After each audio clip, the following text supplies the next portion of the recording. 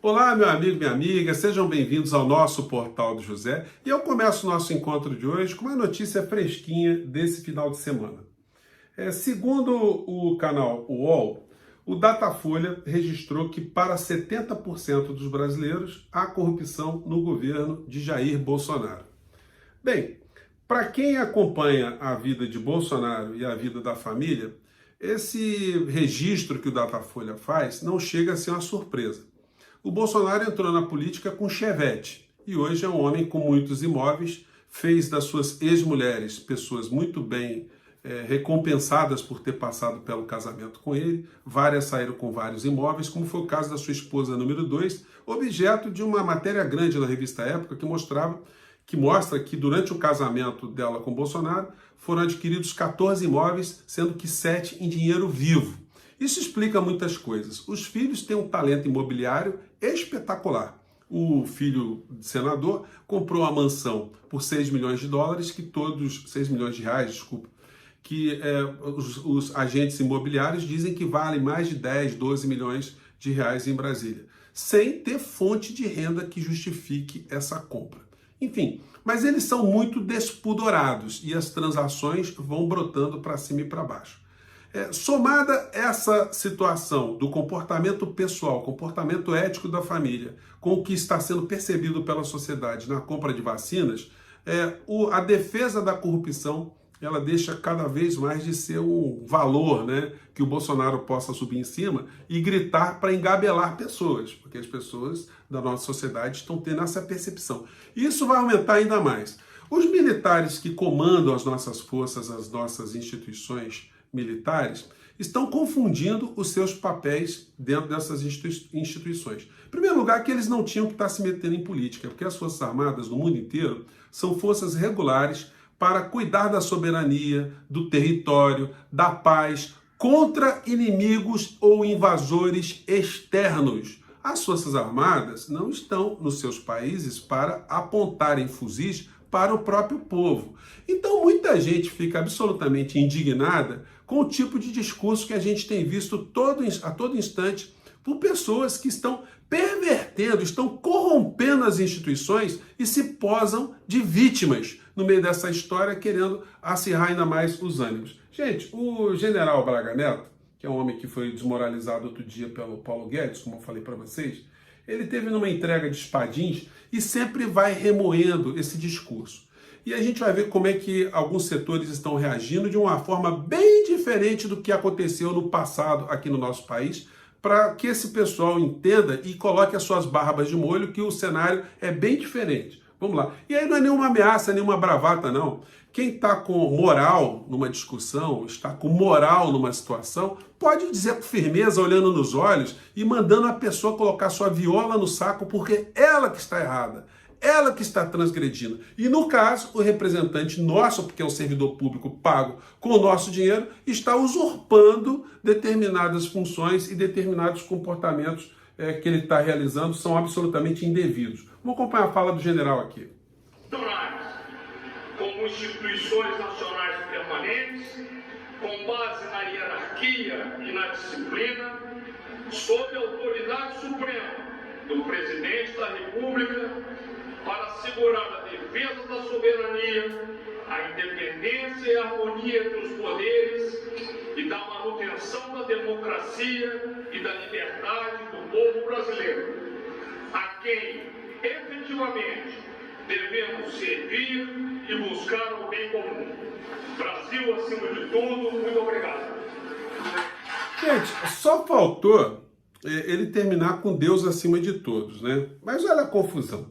As Forças Armadas, gente, elas são uma instituição, são instituições que estão dentro da Constituição Federal, a nossa Constituição. E a Constituição é a síntese do pensamento, da vontade, da totalidade do povo brasileiro.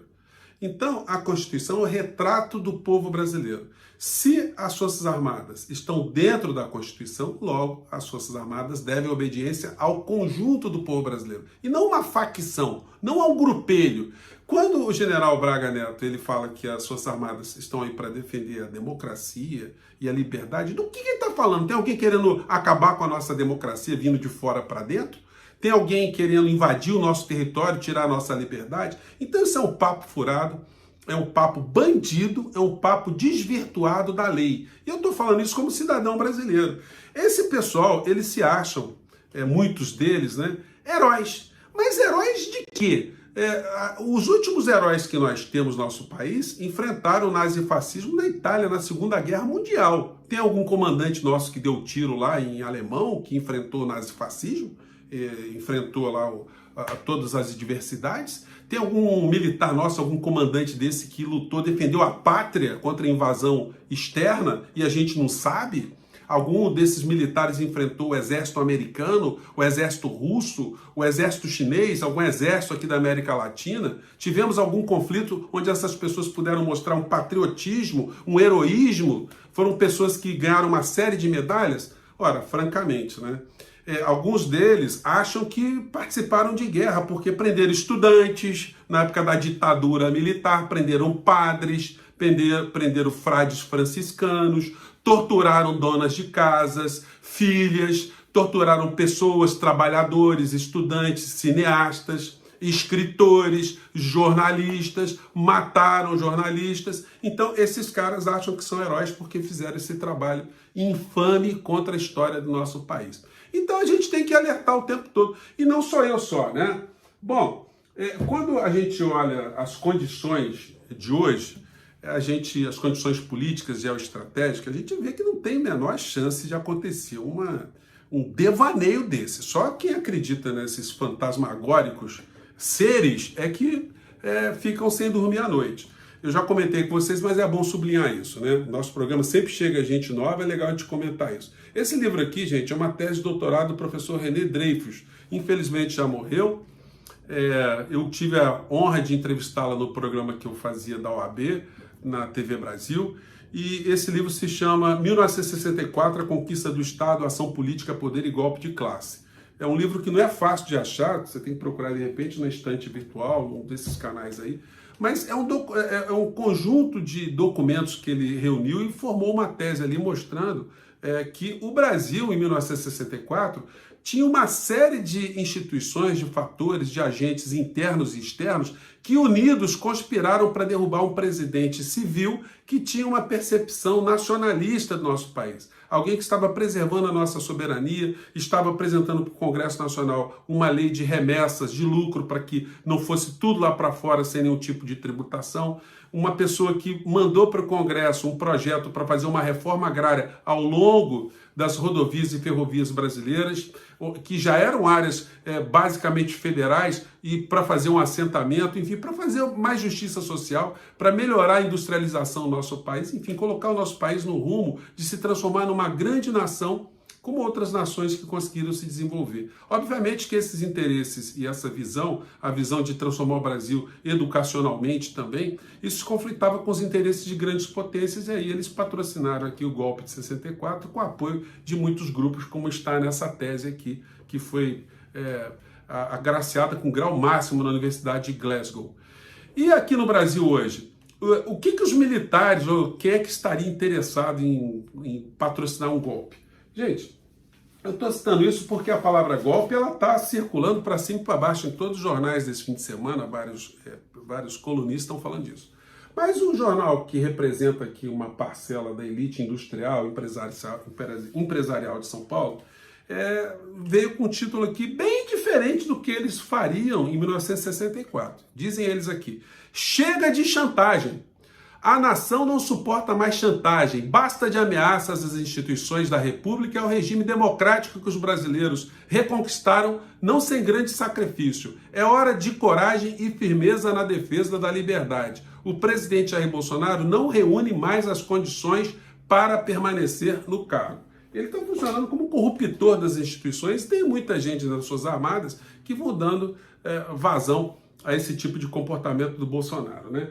E o que está por trás dessa história no meio disso tudo? E o que os militares poderiam fazer? Bom, se no passado eles ajudaram o nosso país, assim como outros países da América Latina, a serem entregues aos grandes interesses de grupos transnacionais, como foi o caso do Chile, né, que teve inclusive a participação de Paulo Guedes, que deu apoio que ele pôde a um torturador, a um genocida, a um criminoso, a um ladrão que foi o general Pinochet. Pois bem, Paulo Guedes está hoje com Bolsonaro, não é por outra razão, né? Ele tem muita identidade com esse tipo, com esse modelo de gestão, vamos dizer assim. Então, naquela época, havia essa perspectiva de se jogar as riquezas nacionais nas mãos de grupos estrangeiros. Hoje, aqui no Brasil, os militares tentariam dar um golpe ou participariam de uma quebra institucional para quê? Não há menor sentido, gente. Qualquer tipo de transgressão seria prática de crime. Eles estariam fazendo aqui um ato de milícia, de milicianos, e não uma quebra institucional clássica, né, de entrega de um poder de uma classe social para outra, de um grupo para outro. Não, até porque, numa eventual ruptura, eles fariam o quê? Se eles fossem comandar a educação, saúde, saneamento básico, enfim, a economia, eles colocariam quem? Uma figura, por exemplo, como o general Pazuello, o general Pazuello que tem mais de 530 mil caixões nas suas costas. Se esse é o tipo de competência dos militares, olha, francamente, se eles derem um golpe, não duraria 24 horas com esse tipo de criatura à frente dessas forças aí, né? Isso me lembra até um filme que eu vou comentar com vocês aqui. Mas hoje teve uma coluna do Bernardo Melo Franco muito interessante, que ele traz para a gente aqui um autor que escreveu um livro chamado A República das Milícias, que é de Bruno Paes. Ele desenvolve um ensaio chamado A República Federativa do Rio das Pedras. Olha como é que esse assunto se conecta e como é que ele clareia tantas coisas para a gente, né?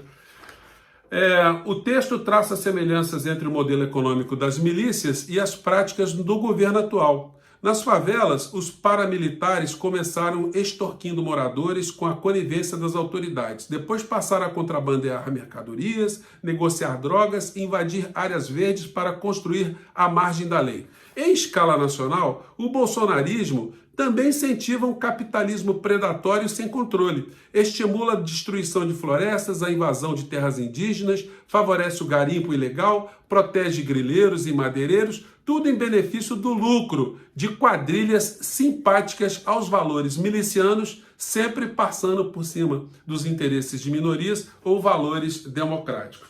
Então, gente, esse pessoal que está no poder hoje, eles estão tendo uma prática miliciana.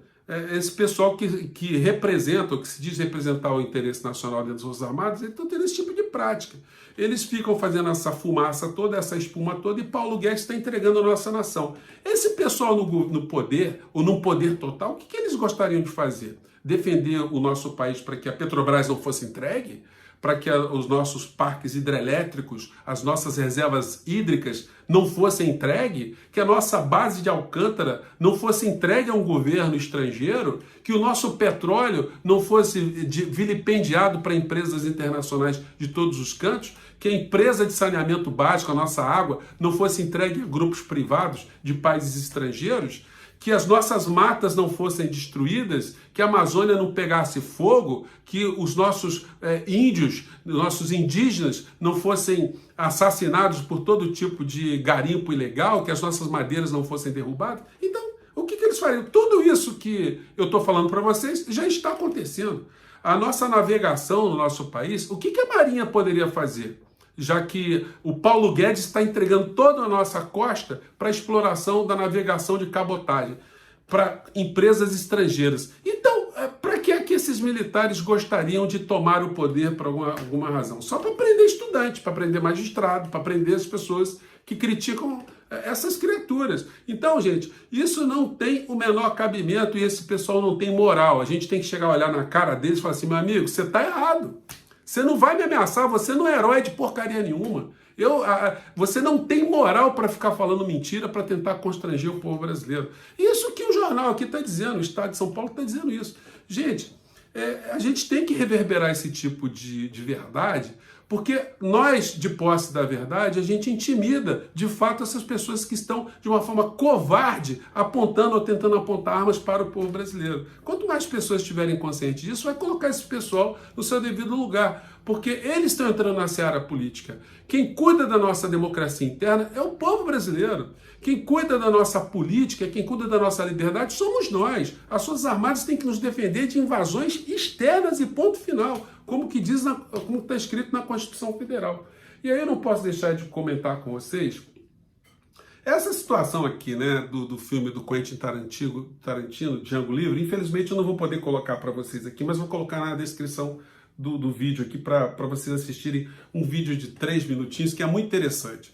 O Quentin Tarantino ele faz uma crítica a esse tipo de comportamento que a gente vê nessas figuras que estão nas Forças Armadas, comandando as Forças Armadas brasileiras. São pessoas que ficam empoderadas, pessoas que estão na ilegalidade, estão transgredindo valores éticos. No caso ali naquela cena, eram pessoas que estavam quase inaugurando uma Ku Klux Klan para matar um negro. E aí o empoderamento deles ilimitado vai mostrando as suas incongruências e como são figuras ridículas e ridicularizáveis. Eles vão com capuz, mas o capuz não está com o furo certo, o cara vira o capuz na cabeça, aí um reclama com o outro, que foi a mulher que fez o capuz. Gente, a cena é bizarra, mas mostra a bizarrice de pessoas empoderadas que não têm noção, não têm ética, não têm valores, estão em maioria com armas na mão e tentam subjugar uma pessoa perseguida ou algum grupo social. É uma metáfora muito interessante, eu sugiro vocês que possam assistir. E para finalizar, eu não sei se eu já falei, porque a gente até repete, né? Os militares vão ficando numa situação tão ridicularizada que a gente vai ver nos jornais humorísticos, né, esse tipo de situação. Olha aí. O sensacionalista diz: em repúdio à citação na CPI, militares sobrem o tom e ameaçam parar de pintar meio fio e capinar beira de estrada. É essa a percepção que muitas pessoas no nosso país acabam tendo das Forças Armadas quando elas transgridem, quando elas deixam de ser apenas uma instituição garantidora da nossa liberdade em relação a invasões externas e passam a entrar no debate político. Entrou no debate político, tem que ser chamada a atenção pelas pessoas que cuidam da estrutura do nosso país, sim, da nossa liberdade, do nosso futuro. Gente, até o nosso próximo encontro, um grande abraço e até lá. Tchau!